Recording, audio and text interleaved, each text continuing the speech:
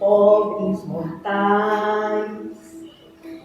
Vejo Deus nas estrelas perenes de luz. Vejo Deus no esplendor que a alvorada traduz. Vejo Deus no suave perfume da flor. Vejo Deus no adeus companheiro da dor. Sinto Deus na saudade que evoca lembranças. Sinto Deus no morrer de febris esperanças. Sinto Deus na tristeza de ver-te partir. Sinto Deus na tua volta, irmão, a sorrir. Ouço Deus no murmúrio das águas dos rios. Ouço Deus no furor dos ciclones bravios. Sinto Deus no cantar matinais dos pardais. Ouço Deus no lamento de pobres mortais. Boa noite, sejam todos bem-vindos a essa casa de oração, de estudo e de trabalho. Elevemos no nosso pensamento a Deus, nosso Pai, a Jesus, nosso divino e amado Mestre, que possamos sentir a sua presença, Jesus, o seu amor e a sua luz. A Maria, nossa Mãe Santíssima, que sempre intercede por nós, que ela sempre cuide de nós, de toda a humanidade terrestre, encarnada e desencarnada, que assim seja. E agora com vocês, o Álvaro, nosso irmão e amigo, essa noite de hoje.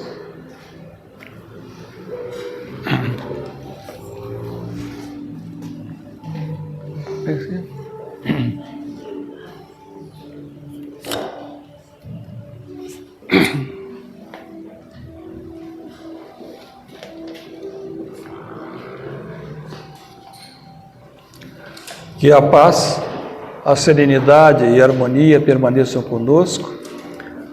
Vou fazer uma reflexão das passagens muito bonitas da Boa Nova, onde Jesus está ali na Galileia, já prestes a terminar seu messianato, ali em Cafarnaum, e ele vai então traçar umas orientações aos discípulos, preparando-os para a missão que eles teriam na sequência após a sua volta ao mundo espiritual.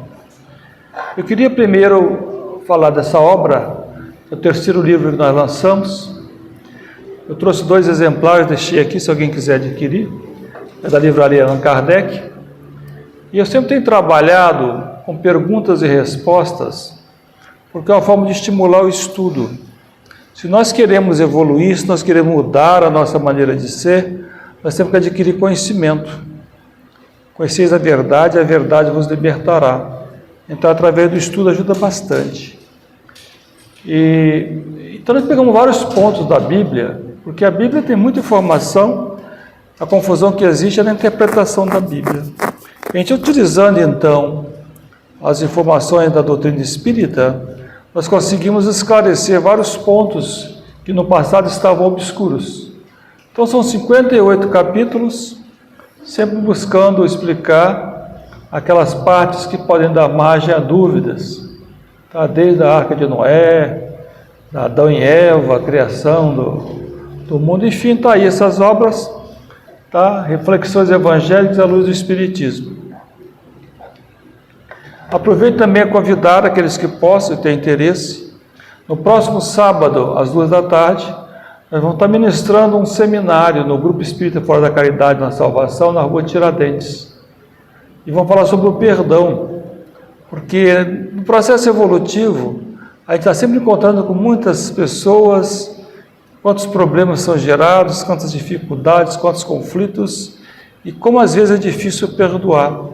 Então nós vamos estudar um pouco sobre o perdão, fazer uma reflexão em conjunto, porque todos nós temos que aprender a perdoar. É muito importante para nos libertar e prosseguir a nossa rota evolutiva. Então se alguém quiser participar, está convidado, não precisa nem se inscrever, pode ir direto para lá. Então Jesus ficou ali na Galileia, ali foi realmente 2 anos e 4 meses do seu ministério. E ele usava muito essa região, porque Cafarnaum e as cidades ali do lado, na beira desse grande lago de água doce, onde Pedro morava ali, ele podia sair naquele barco quando a multidão estava assediando. Ele começava a curar as pessoas e as multidões o perseguiam. Então ele tinha que sair um pouco, sumir, para que não desencarnasse antes do tempo. Conforme diz Mateus, Jesus entrou numa barca, se assentou e o povo ficou de pé na praia e muitas coisas falou em parábolas. Então Jesus falava para o público e particularmente para os discípulos ele recomendava a prudência. Só reportando aqui o seu ministério, em janeiro do ano 30, ele vai sair da carpintaria em Nazaré e vai lá para a Judéia, vai encontrar com João Batista, que vai o batizar. Ele volta então para Galileia, e em março do ano 30, ele vai naquele casamento, nas bodas de Caná, vai ter aquela transformação da água em vinho, inclusive. Ele vai ficar ali até setembro do ano 32, quando então ele desce pelo vale do Rio Jordão, vai a Jericó, vai encontrar Zaqueu, vai entrar em Jerusalém, e em abril do ano 33 termina o seu messianato. Então, muito curto, pouco mais de 3 anos, sendo 2 anos e 4 meses na Galileia e 8 meses na Judéia. E ele deixou essa mensagem que mudou o mundo, transformou o mundo. Tanto que se fala antes e depois do Cristo. Nunca mais o mundo foi o mesmo. E ele ali em Cafarnaum, antes de falar sobre a prudência, ele vai preparar os seus discípulos sobre a missão que eles teriam. Então, vai falar a parábola do semeador. Nós vamos tentar analisar aqui essa noite juntos o que Jesus se referia ao semeador, o que significa os tipos do solo que ele menciona, o que representa as sementes e o significado da colheita. Então, quando a gente vai preparar um solo, a gente tira todas as pedras, então o solo fica livre de pedras. E nessa parábola fala que as sementes iriam cair no lugar de muitas pedras. Mas o que Jesus quis dizer com isso? O mestre, ele tem acompanhado a nossa rota evolutiva desde a criação da humanidade, desde a nossa época primitiva, acompanhando desde particularmente os hebreus que foram escolhidos para a sua primeira e segunda revelação. Posteriormente, através na França e em Paris, ele volta para trazer o Consolador, sempre dosando as informações de acordo com o nível evolutivo da humanidade, a sua capacidade de entender a sua mensagem.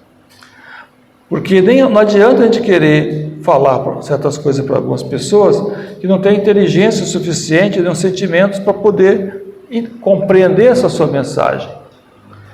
Então, o Espiritismo nos faz entender a diversidade moral e intelectual da Terra. Por que é tantos conflitos, tantas dificuldades das pessoas se entenderem? Então nós temos aqui na Terra a nossa espécie hoje humana, chamada Homo sapiens sapiens, está em torno de 300 mil anos, dessa idade primitiva para chegar até aqui.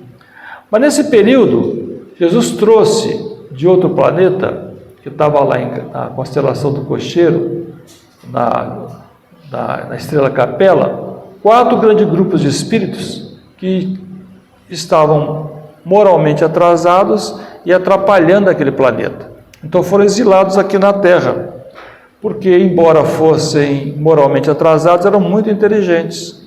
Então vindo para a Terra iriam nos ajudar. Esses 4 grupos então constituíram os antigos egípcios, o povo da Índia, os europeus e os hebreus. Esses 4 grupos vieram, se misturaram conosco, ajudaram bastante.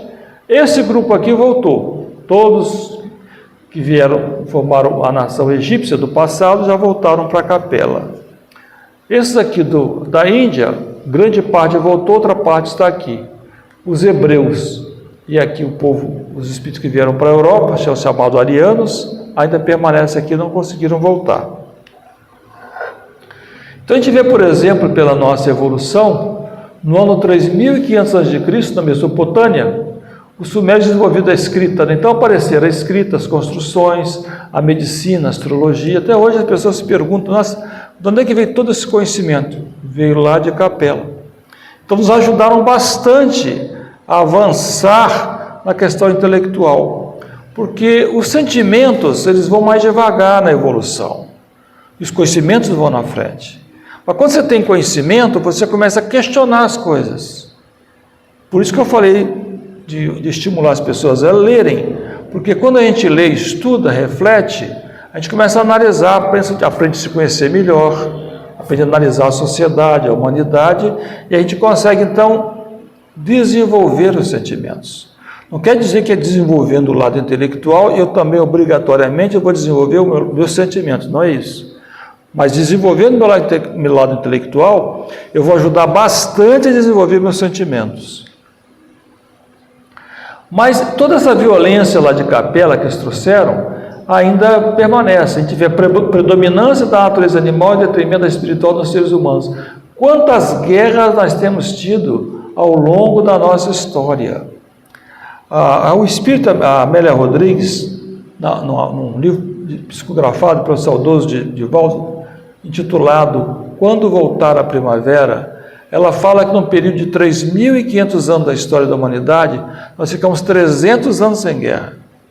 Ou seja, 10% do tempo sem guerra, o tempo todo guerreando, até hoje, guerras incríveis, tantas pessoas morrendo. Então vamos tentar entender as razões para tantos conflitos. Nesse livro muito interessante, chamado Voltei, ditado pelo espírito Irmão Jacó, psicografado pelo saudoso Chico. Na verdade, Irmão Jacó é um pseudônimo para um espírito grande, trabalhador espírita, chamado Frederico Figner. E ele descreve a nossa humanidade em 3 grandes grupos. Um grupo que está na transição da irracionalidade para a inteligência. Outro grupo, 1/3, da inteligência para a razão. E o terceiro, da razão para os sentimentos, ou para a humanidade. Nós estamos aqui. Nós já desenvolvemos a nossa inteligência, e agora nós já desenvolvemos a razão, e agora nós estamos trabalhando os nossos sentimentos.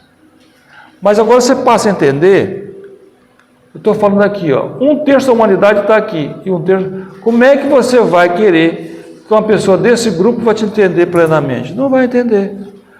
Uma pessoa desse grupo aqui, menos ainda, não consegue nem raciocinar no que você está falando. Então nós temos uma grande responsabilidade, porque já temos muito conhecimento. Olha como é que aumenta a nossa responsabilidade. A quem muito foi dado, muito será cobrado. Então, se nós já estamos aqui, diz Jesus, o maior ajudar o menor, o mais fraco ajudar o mais fraco. Então, a nossa importância na sociedade é muito grande. Nós podemos usar o nosso conhecimento para a nossa melhora, mas também ajudar nossos irmãos de humanidade. Então, nós temos uma população na Terra encarnada, 8 bilhões. E desencarnado, na erraticidade, 22 bilhões. Então, essa população terrena, em torno de 30 bilhões de espíritos. Mas nós estamos sempre em interação com o mundo espiritual.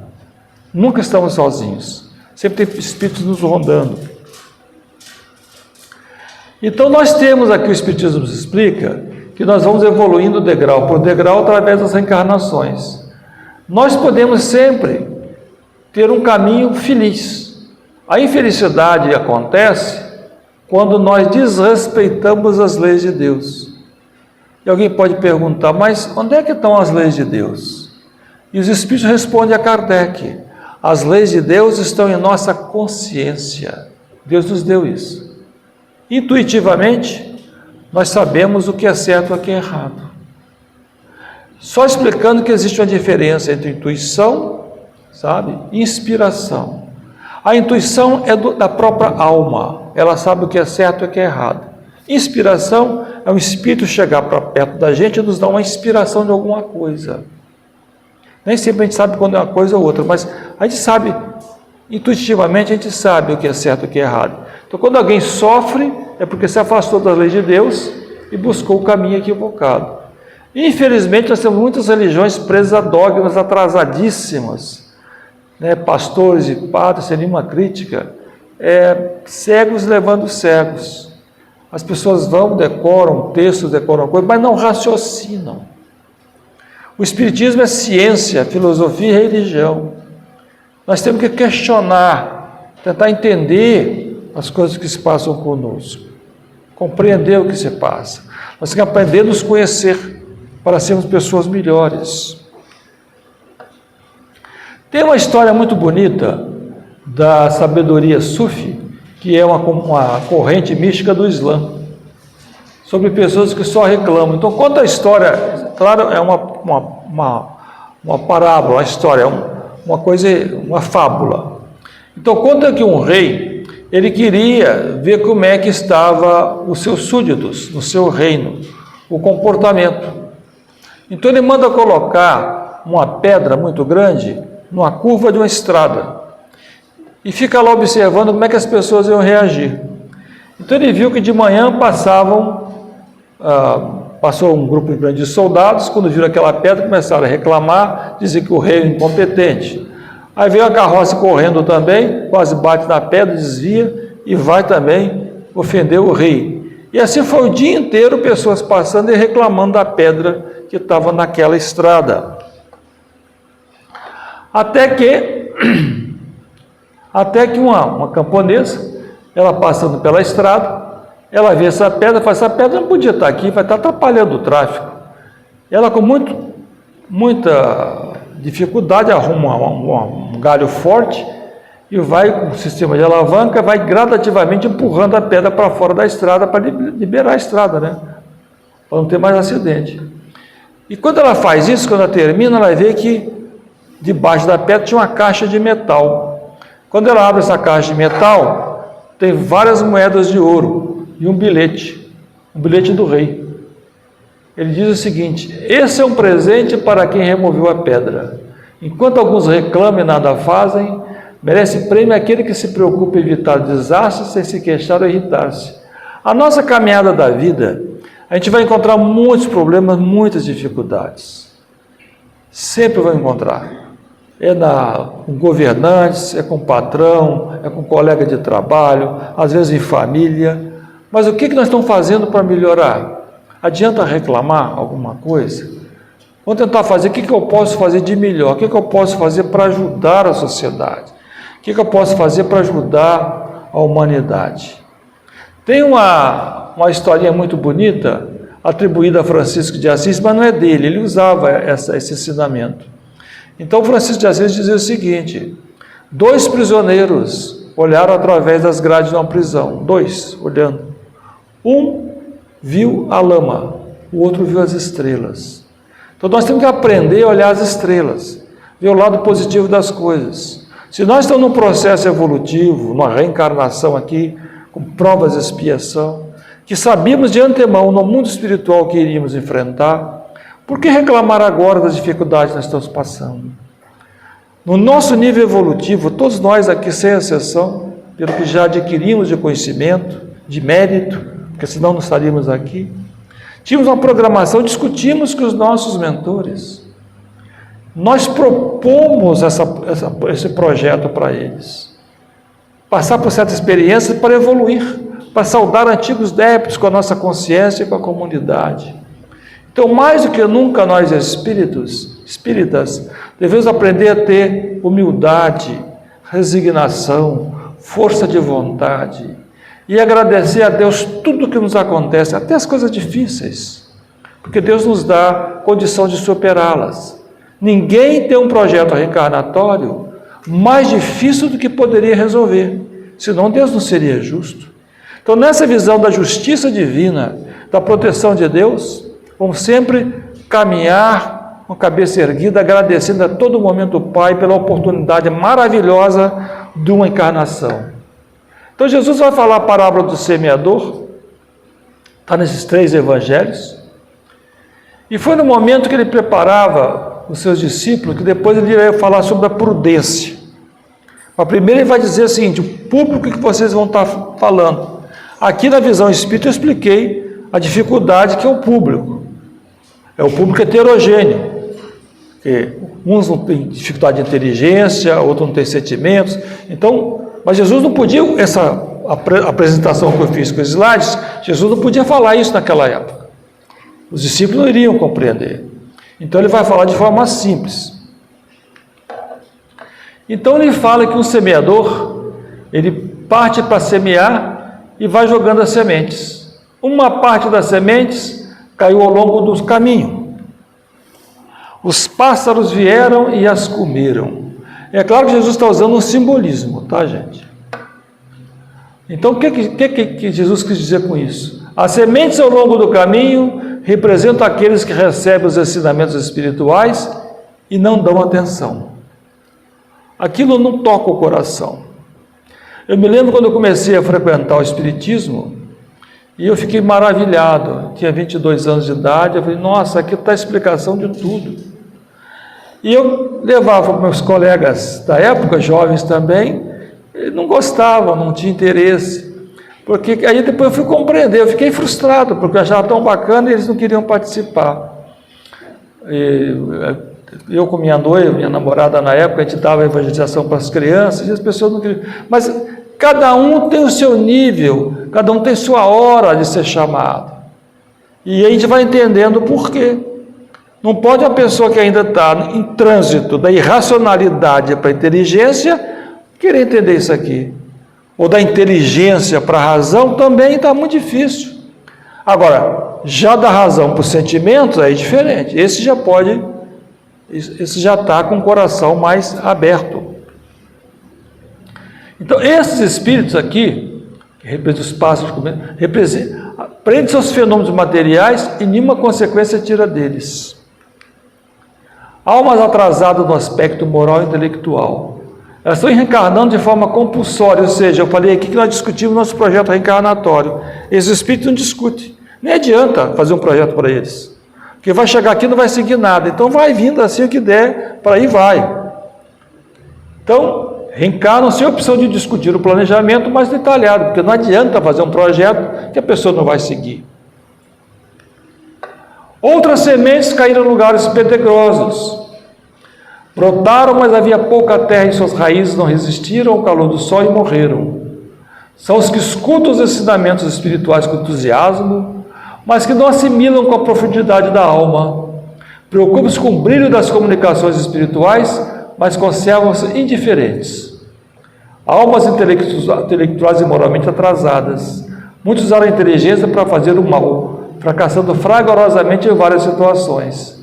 Você vê essas guerras, essas armas fabulosas que o pessoal inventa? Gente, isso não é pessoa sem inteligência. É pessoa muito inteligente, mas coração atrofiado. O cérebro desenvolveu muito, o coração, coitadinho, não desenvolveu nada. Então isso vai ter muitos problemas. Então eles vão estar reencarnando depois, dementados, com doenças terríveis, cegos, mudos, surdos, porque não souberam usar a inteligência para o bem, usar a inteligência para o mal. Deus puniu esses espíritos? Não. Todo o mal que nós fazemos, nós agredimos a nossa alma. E nós vamos colher o que nós plantamos. Nós somos herdeiros de nós mesmos. Deus não pune ninguém. Deus nos dá o livre-arbítrio. Você faz o que você quiser. Mas está acoplado à lei de ação e reação. O que você fazer, você vai colher. Diz ainda Jesus: outra parte das sementes caiu entre os espinheiros. Os espinheiros cresceram e as sementes foram sufocadas. As ilusões materiais e sociais abafam e sufocam os ensinamentos espirituais recebidos. Reconhecem, admiram as recomendações espirituais para serem aplicadas nos outros, mas não a si próprios. Então são almas intelectualizadas, mas fraca no aspecto moral. Então, pessoas que brilham no mundo material, são inteligentes, não são más pessoas, mas se prendem às ilusões do mundo material. Preocupada com status, com carro bonito, uma roupa bonita, passeios. Então ficam presos às ilusões do mundo. Eles não percebem ainda. Então passam por encarnação, não fazem nada de útil no aspecto espiritual. Sempre evolui no aspecto intelectual, mas perde uma chance grande de poder evoluir. Mas uma parte que caiu na terra boa, germinaram, cresceram e deram frutos em abundância. São aqueles que recebem os ensinamentos espirituais e se esforçam para praticá-los, fazendo dar frutos do progresso espiritual. Então aí são aqueles que ouvem os ensinamentos de Jesus e realmente resolvem colocá-los em prática. Então participam ativamente da caridade prática, a caridade na ação do pensamento, nas comunidades. Eles procuram contribuir. Fazem igual aquela senhora, aquela lavradora, que viu a pedra no caminho e foi lá tirar a pedra, enquanto todos os outros passaram antes dela e não só reclamaram e foram embora. Então, quando nós temos uma situação, um problema qualquer, antes de apontar o dedo e criticar alguma coisa, o que eu posso fazer para melhorar? O que eu posso fazer para ajudar? Ah, mas aquela pessoa é muito complicada. Qual o nível evolutivo que ela se encontra? Você não pode exigir uma pessoa dar uma coisa que a pessoa não tem. Ela não está no nível de compreensão. O coração dela não se desenvolveu suficientemente para ser tocada pela palavra de Jesus. Então Emmanuel fala o seguinte, está no livro Caminho, Verdade e Vida, que ninguém aqui na Terra julgue fácil a aquisição de um título referente à elevação espiritual. O mestre recorreu sabiamente aos símbolos da natureza, favorecendo a compreensão. O processo evolutivo nosso, gente, ele é lento, ele é gradativo. Eu estou há mais de 40 anos trabalhando no movimento espírita, participando de várias reuniões mediúnicas, muito tempo. O que a gente nota é que as pessoas falam, por que aqueles espíritas que já desencarnaram não vêm dar mensagem? Por que não aparece aqui para falar, olha gente, aqui está muito bom, eu fui aí e eu venci o mundo, como Jesus recomendou, por que não vem? Aí Chico respondeu essa pergunta. Perguntava, Chico, como é que estão os espíritas que voltaram para o mundo espiritual? Aí Chico falou, olha, Chico tinha uma evidência maravilhosa, eu já vi muito espírito de espírita, nunca encontrei um que estivesse satisfeito com a sua encarnação na Terra. Todos eles, sem exceção, reclamavam o tempo que perderam em banalidades, porque não aproveitaram como deveria a reencarnação. Só para ter ideia, diz André Luiz, numa das suas obras, que aquele que chega aqui e realmente consegue vivenciar as coisas que recebe até um prêmio, completista. Então nós temos que saber aproveitar melhor o nosso tempo, as nossas 24 horas do dia. E eu digo 24 horas do dia, porque o espírito não dorme. Durante o dia nós estamos aqui trabalhando na Terra, mas nós temos uma dupla vida. Quando o nosso corpo físico dorme, nossa alma sai do corpo físico e vai para o mundo espiritual. E vai para onde?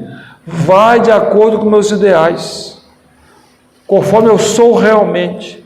Se meu coração está com Cristo, eu vou estar nos planos elevados, estudando e aprendendo. Mas se eu não estar, eu vou talvez estar perto das regiões do umbral. Diz então os espíritos, ninguém nasce para fazer o mal ou cometer deslizes morais. Temos a opção, por meio do livre-arbítrio, de evitar esses equívocos. Se prestavam mais atenção às experiências inerentes ao processo evolutivo, com certeza teremos mais oportunidade de sempre fazer a opção correta. Na visão espírita, sempre podemos modificar o nosso karma. Então a gente não presta atenção. Os mentores colocam 1000 lições para nós, desde a hora que nós levantamos, para nós aprendermos a fazer coisas certas. Pode ser uma pessoa que vai nos incomodar, é a prova da paciência. Pode ser uma pessoa que vai fazer uma fofoca contra nós, é desenvolver a indulgência e o perdão. Às vezes, uma pessoa que vai nos trair a confiança, é mais ou menos a pessoa saber relevar, compreender, não guardar ódio, não querer se vingar. Então, as lições vão chegando de diferentes maneiras na nossa direção. A questão é, nós estamos sabendo prestar atenção a essas experiências? Ou nós estamos perdendo muito tempo, como diz os espíritos que regressaram ao mundo espiritual e reclamam que perderam muito tempo aqui na Terra? Uma sala escura, a gente acende um fósforo, quebra a escuridão. Por mais limitado que nós possamos ser, nós sempre podemos fazer alguma coisa que pode mudar a nossa vida e a vida de outras pessoas. Um grande exemplo aconteceu com o Jonas. Eu gosto muito desse personagem. O Jonas, numa linguagem mais simples, foi um barato esse Jonas. Muito engraçado do aspecto da como ele via as coisas. O Jonas recebeu a missão do mentor para levar a palavra de Deus para a cidade assíria chamada Nínive, que era inimiga de Israel. Estou falando de 800 anos antes de Cristo. Falei, Jonas, você vai lá em Nínive e você vai dizer para eles mudarem o procedimento deles, o comportamento, ou a cidade vai ser destruída. Aí Jonas falou assim, eu vou lá em Nínive? Os assírios odeiam os judeus. Se eu for lá, vão me matar. Aí Jonas foge, pega um barco e vai na direção da Espanha. No meio do caminho, o barco começa a pegar, a tempestade é muito grande, e o Jonas, muito simples, muito humilde, fala assim para os marinheiros, olha, eu acho que meu Deus está muito zangado comigo, porque ele me deu a missão, eu disse que eu não ia fazer a missão dele, então acho que ele está fazendo essa tempestade contra o barco. O que os marinheiros fizeram? Que você que está provocando isso aqui com o seu Deus, agarraram o Jonas e jogaram no mar. Seu problema é seu com o seu Deus. Aí diz aí no Antigo Testamento que uma baleia engoliu Jonas e cuspiu na praia. Claro que não foi isso que aconteceu, né? Sabe que Jonas, então, o próprio redemoinho levou Jonas para a praia, aí então ele muda. Ele viu que não tinha como escapatória, tinha que seguir os mentores espirituais. Então ele vai para Nínive. Ele vai para Nínive e leva então a mensagem para os assírios se redimirem, e eles vão se redimir, até o rei. Durante 40 dias ele fica falando, pregando, e o povo muda o comportamento, e a cidade de Nínive, que ia ser destruída, é poupada. Por que destruída? Porque existe a questão do karma coletivo. Sodoma e Gomorra foram destruídas, Pompeia, Herculano também foram destruídas. Então é a lei da destruição, que é a lei da transformação, também acontece. Então todos nós reencarnamos com a missão, todo mundo sem exceção. Agora, todos nós somos semeadores. Que tipo de semente nós estamos plantando? Como é que está nosso comportamento no dia a dia? Tem aqueles como Divaldo Franco, Martin Luther King, grandes líderes, que fizeram transformações sociais grandiosas. Mas nós também, na nossa humilde situação, também somos semeadores. A mãe que está ensinando lá a filhinha a fazer um bolo, o papai que está ajudando lá o Joãozinho a escrever, é um semeador. A professora que está ensinando os alunos, todos aqui estão plantando a boa semente, cada um de acordo com as suas responsabilidades, com as suas possibilidades. Mas tem aqueles que insistem em fazer a má semeadura, estão plantando a semente ruim, com vícios perante os filhos, andando de forma irresponsável na vida, profissionais que são negligentes na empresa que trabalham. Esses são maus semeadores, mas estão sujeitos à lei de causa e efeito. Como é que você pode querer que as coisas boas possam acontecer em nossa direção se está plantando a má semente?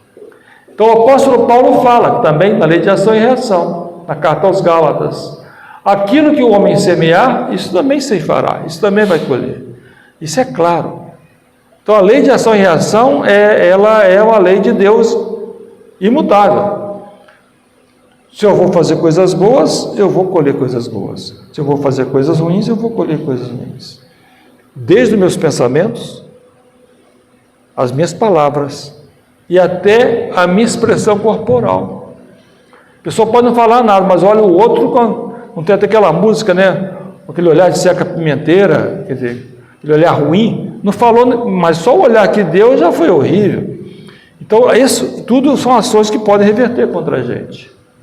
Então, mesmo quando a semeadura é boa, nem sempre o resultado acontece conforme as nossas expectativas. Eu conheço casais maravilhosos com filhos terríveis, mas é a experiência que está passando, nada acontece por acaso. Quantos relacionamentos, infidelidades, traições, filhos complicados, no ambiente de trabalho, quantas também falsos amigos acontecem? Você está plantando a boa semente e a colheita está difícil, mas a gente vai fazer a nossa parte. Quando acontece uma coisa ruim em nossa vida, mesmo a gente plantando a boa semente, vamos ter certeza que o nosso magnetismo atraiu isso em nossa direção. Nada acontece por acaso. Se eu não fiz nada nessa encarnação para merecer uma experiência difícil, mas em outra encarnação.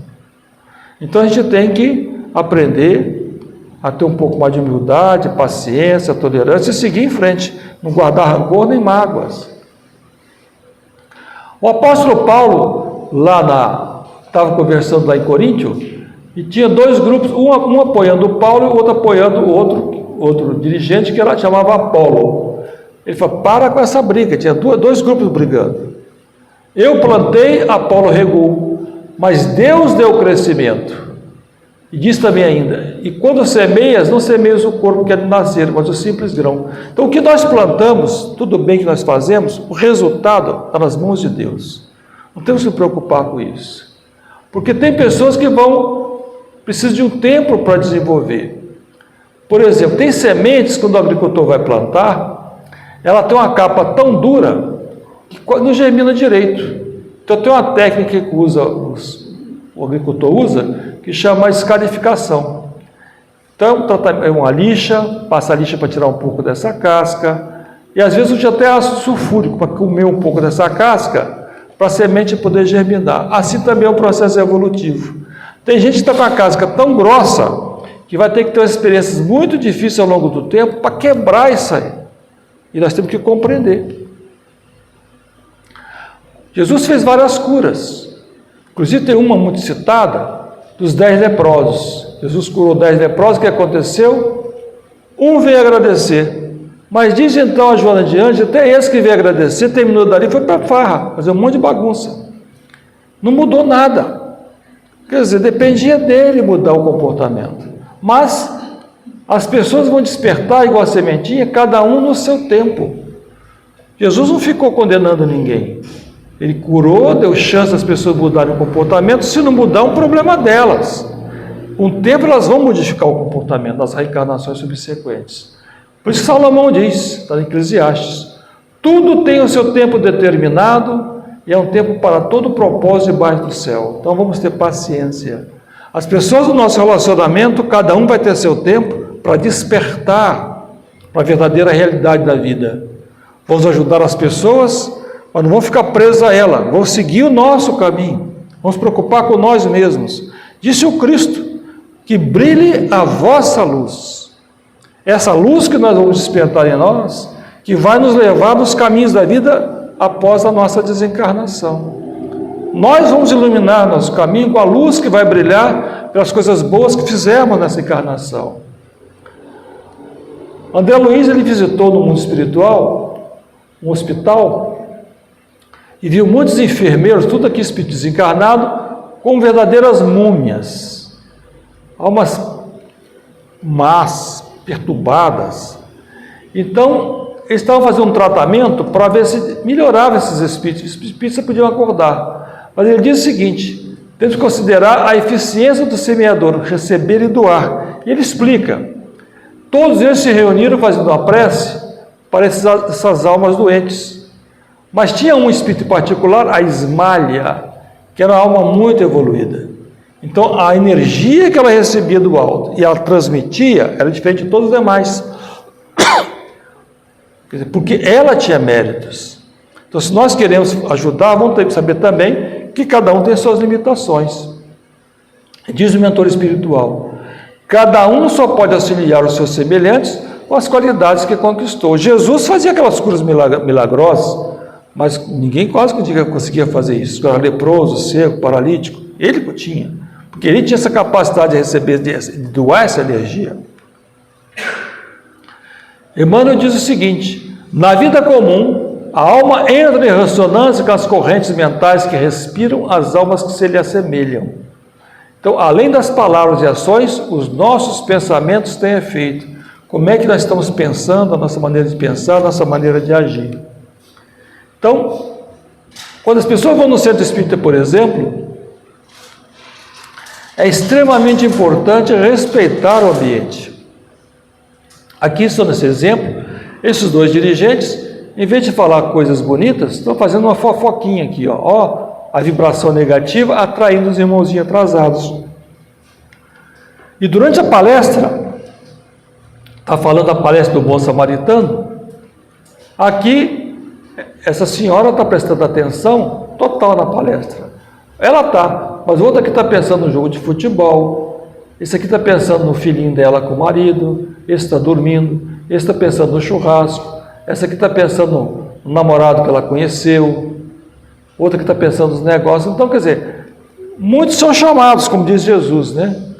Mas poucos são escolhidos, porque não estão dando a devida atenção às orientações do alto. E o mestre ainda disse, como falou para os fariseus: vendo não enxergam, escutando não ouvem, muito menos compreendem. São aquelas sementes então que caiu entre os espinheiros, ou foram comidas pelos pássaros, ou caíram em solo rochoso. Então são pessoas que ainda não estão eletivas ou sintonizadas para receber as instruções do alto. Então, o resumo desse estudo da noite, sobre as sementes que caíram à beira do caminho, nas pedras, espinhos e terra boa. O semeador é aquele que divulga a boa nova. Os diferentes solos representam a diversidade humana. As sementes são ensinamentos de Jesus. E a colheita farta é a resposta daqueles que vivem a boa nova do Mestre. E diz Jesus então, a cada um conforme as suas obras. Que tipo de semente nós estamos plantando nessa caminhada? Que nós então possamos sempre semear a boa semente. Muito obrigado, que possamos regressar aos nossos lares em paz.